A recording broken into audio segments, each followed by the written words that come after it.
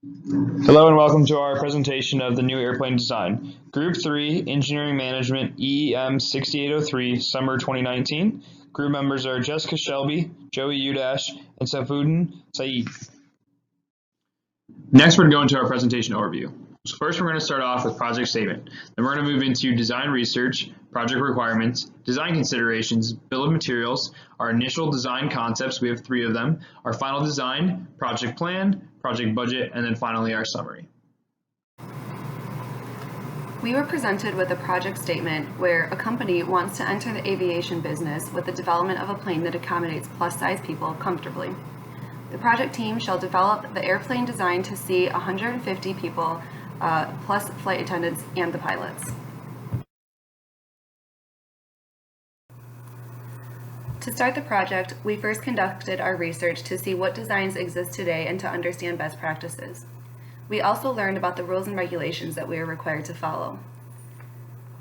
The average width of airplane seats is approximately 17 inches. The average pitch or legroom between seats is 31 inches. We also looked into the number of flight attendants that we were required to have in order to accommodate our 150 passengers.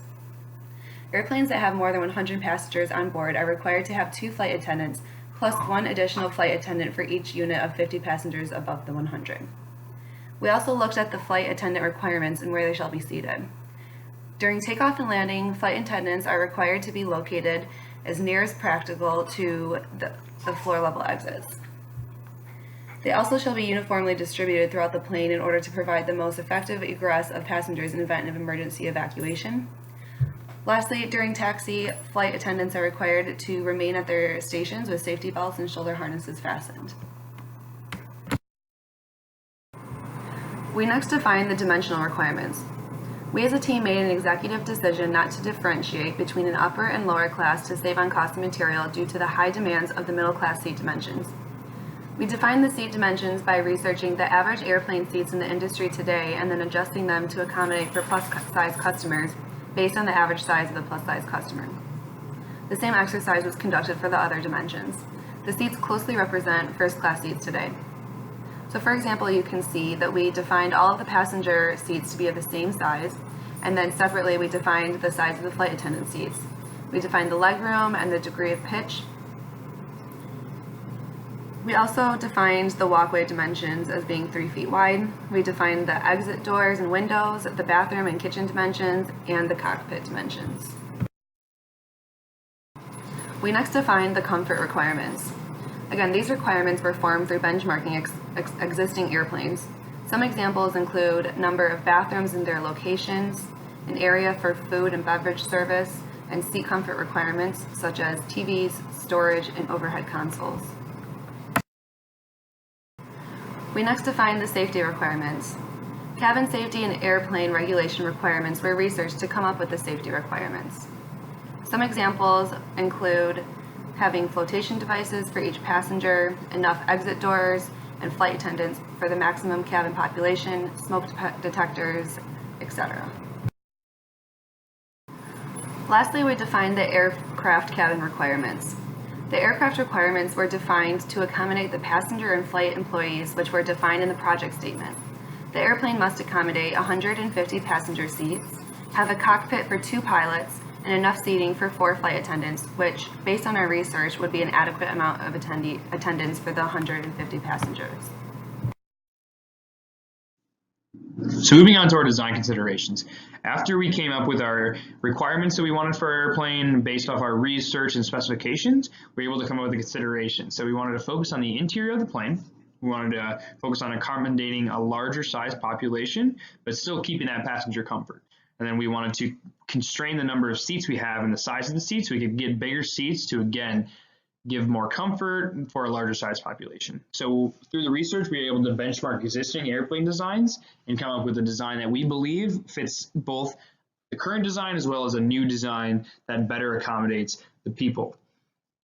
So we also looked at the cost of airplane materials. So what does it cost to build a plane now versus what does it cost to build our new plane? So that would be reducing some of our seats, adding some bigger seats, stuff along those lines. And then our development time. So we benchmarked, again, other products like the Boeing flights to come up with our project schedule and something with a budget that fit all together and kind of gave us that time of development. On this slide, we're going to be discussing our bill of materials. Our bill of materials is broken into 5 different sections. We have general parts, kitchen parts, safety parts, technology parts, and bathroom parts. General parts are the generally parts of our plane, not necessarily associated with the changes we're making to the interior. Kitchen parts are going to be all kitchen parts associated with the kitchen, including refrigerators and microwaves.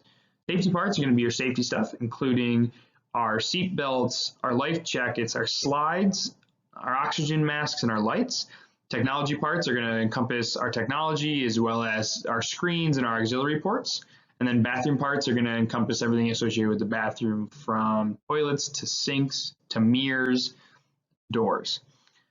In these bill of materials, each section is broken down into individual parts that have a quantity and also a cost for each part. So we're able to multiply the quantity by the cost to produce a final cost for each section, which is very helpful when it came down to building our budget and our material costs for our budget. We were able to add all these sections up and come up with a final material cost for our budget. By clicking on the bill of materials link here on the right, you're able to see a more in-depth breakdown of our bill of materials, as well as each part we use in each section and the cost and quantity for each of those. So for design concept 1, we have more of a traditional style airplane with a single deck, which has 2 bathrooms in the front, 2 bathrooms in the rear. And then we have 1 flight attendant in the front, 2 in the middle, and 1 in the rear with a kitchen in the front. So this is a little bit more interesting because we have our flight attendants who are moved over the wings, as well as 1 in the rear of the plane, 1 in the front of the plane. This accommodates more room for the aisleways, but also less leg room for each passenger. So the passengers still have the first class seating experience throughout the entire plane, but a little bit less room for your legs as opposed to other designs. This also accommodates a larger plane, as we have the passengers spread out over the course of 2 different sections, more of the front section and the rear, broken up by the wing exits in the middle. So this design is more of a common design and takes some elements that we've been looking at incorporating together throughout our different designs. So design concept 2 features a double-decker design. So this double-decker design features a both full bottom and full top, unlike traditional double-decker airplanes where it's a full bottom and a half top. We actually have full on both. So each deck consists of 4 different seats per row, so this accommodates a larger legroom, larger aisles, because the seats are spread out over the course of 2 different decks. We have 8 exits. We have 4 on the top, 4 on the bottom. We have 4 bathrooms, 2 on the top floor, 2 on the bottom, and 1 kitchen on the bottom floor. So what you can see here is our bathrooms are spread out a little bit more, making it a little bit harder to move. We also have a little bit more room between flight attendants, so it's still the 4 flight attendants, 2 on the first deck, 2 on the second deck, which means flight attendants are covering the same amount of people, but over a larger span of area, so that makes it a little bit trickier for the flight attendants. This also creates some questions with a double-decker design and how that would work in flight. We haven't really tested this yet, so it's something that we're using for certain options, but we're not necessarily considering going forward with this, as double-deckers have not really been proven out. Design concept 3 brings in a single-deck design, which shows 6 seats. We have 2 on the left, 2 on the right, 2 in the middle. There's 6 exits, 2 in the front, 2 in the middle, 2 in the rear, 1 kitchen in the front, and 4 bathrooms, 2 in the front, 2 in the rear. This is a little bit wider design, which accommodates less room in the aisles for people, but accommodates a smaller wingspan and a shorter base of the plane, which it has its positives and negatives. Each person still gets a first class seat, but the aisleways are smaller and allows less room for flight attendants to move freely throughout the cabin. In this design, the yellow squares are also flight attendant seats, so instead of being 2 in the front, 4 in the rear, we have them spread out in the cabin, so they're next to the wings for the exits. There's also 1 in the front and 1 in the rear of the plane. So this is our final design, and it's ultimately based off the Boeing 737-800. We have 5 seats per row, so we have 2 on the left, 3 on the right, 1 kitchen in the front, 4 bathrooms, 2 in the front, 2 in the rear. We have 6 exits, so we have 2 in the front, 2 in the rear, and 2 over the wings. We have 6 flight attendant seats, so 2 in the front, 4 in the rear. The plane ultimately fits 150 people comfortably. We were able to reduce the number of seats in the original Boeing had and then increase each seat on the plane so that each is a first class size section. On our diagram here, you can see in the top left, we have our kitchen space, so that displays our kitchen dimensions as well as our flight attendant seats and our exit on the left-hand side. Below that, we have our seats, which shows the aisle dimensions, the seat dimensions, the length between the seats, also our legroom. On the right-hand side of the diagram, we have our front bathrooms, which display dimensions for our bathrooms, as well as our exit and the dimensions between the front seat and the bathroom itself. We then have our exit row, displaying how the passengers can go through the exit row to the windows where there are exits. And then we have our rear bathroom. So we have our rear bathroom dimensions as well as our flight attendant seats.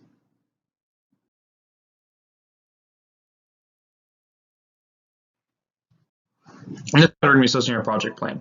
Our project timeline consists of all the tasks required to design, develop, and launch our product.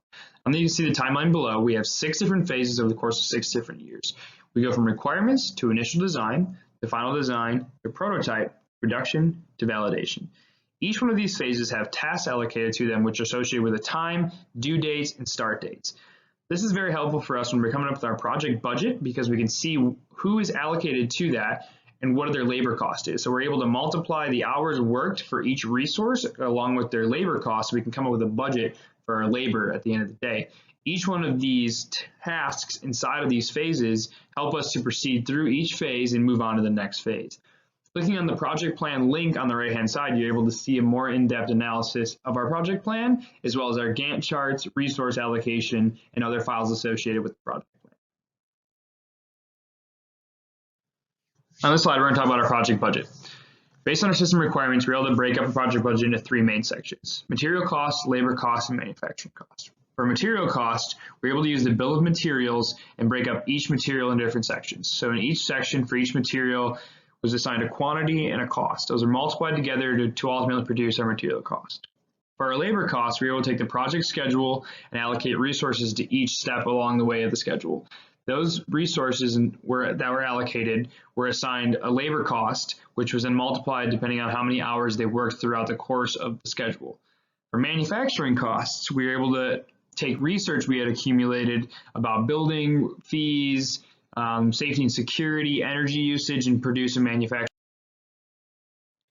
In summary, we came down to our final design based off of elements we took from each of our initial 3 concepts.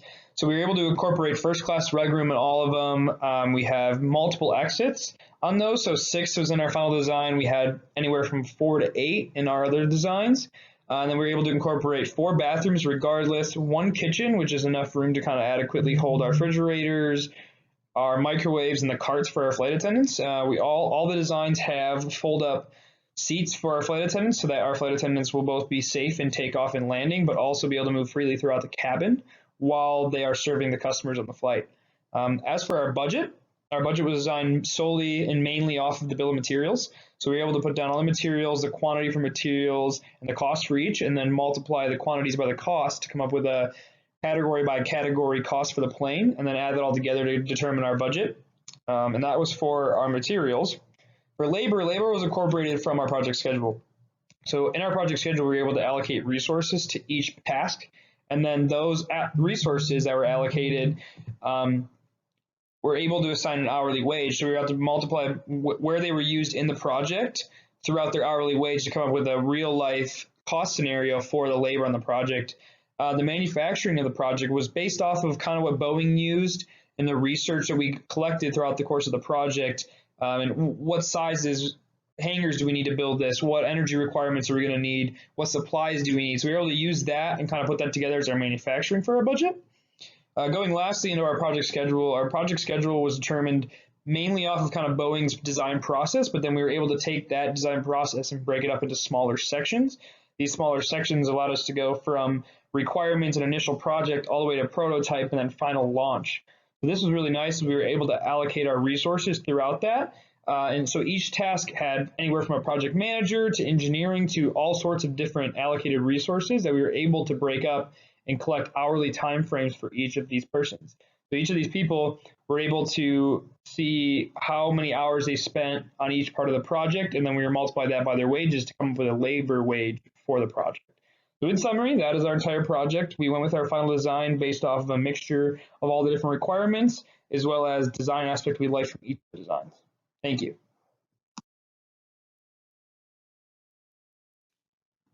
This slide holds our project references, which is all the references we used in research to define our requirements throughout the entire project.